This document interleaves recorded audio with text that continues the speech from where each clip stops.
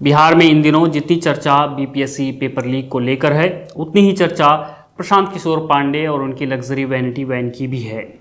पीके पिछले 4 दिनों से राजधानी पटना के गांधी मैदान पर अनशन कर रहे थे, लेकिन अब उन्हें हिरासत में ले लिया गया है और उनकी लग्जरी वैनिटी वैन भी जब्त कर ली गई है। खबरों के मुताबिक इस वैनिटी वैन का किराया 25 लाख रुपए रोजाना है। इसीलिए सोशल मीडिया पर इसकी चर्चा भी हो रही है।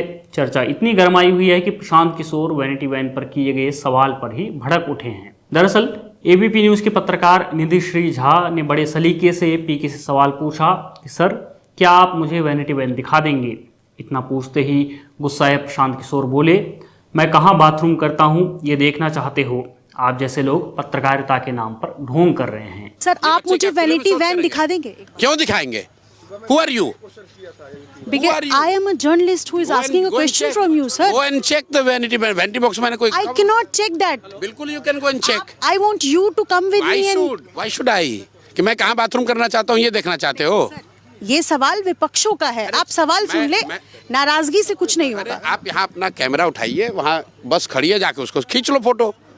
आप जैसे लोग जो ये पत्रकारिता के नाम पर ढोंग कर रहे हैं, ये मत बोलिए प्लीज। प्रशांत किशोर की गिनती शिक्षित व्यक्ति में होती रही है, लेकिन उनका यह गुस्सा, उनका यह रवैया, उनकी यह भाषा किसी को भी असहज कर देगी।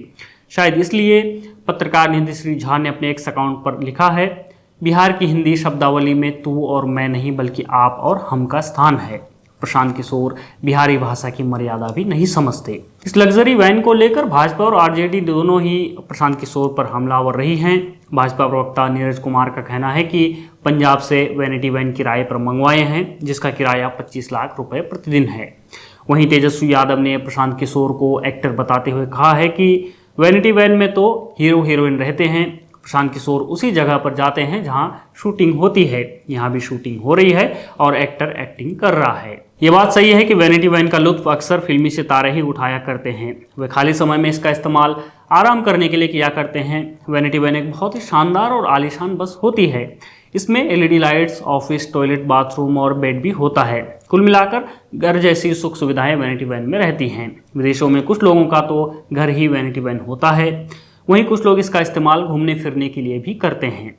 भारतीय राजनीति की बात करें तो वैनिटी वैन का इस्तेमाल कई नेता अब तक कर चुके हैं। राहुल गांधी तो अपने आलीशान कंटेनर के लिए जाने ही जाते हैं, लेकिन प्रशांत किशोर जो बिहार का भविष्य बदलने का दावा कर राजनीति में आए थे, इस बिना पर शायद लोग उनसे यह उम्मीद नहीं कर रहे थे।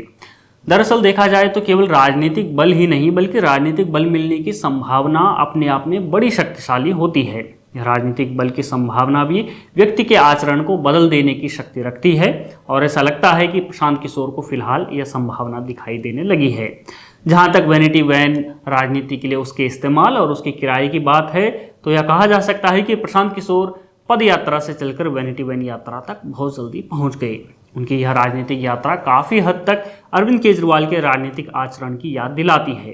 अंतर केवल इतना ही है, केजरीवाल का आचरण राजनीतिक बल मिलने के बाद बदला था और प्रशांत किशोर का राजनीतिक बल मिलने की संभावना के साथ ही बदल गया है। बने रहिए हमारे साथ और देखते रहिए द पैम्फलेट।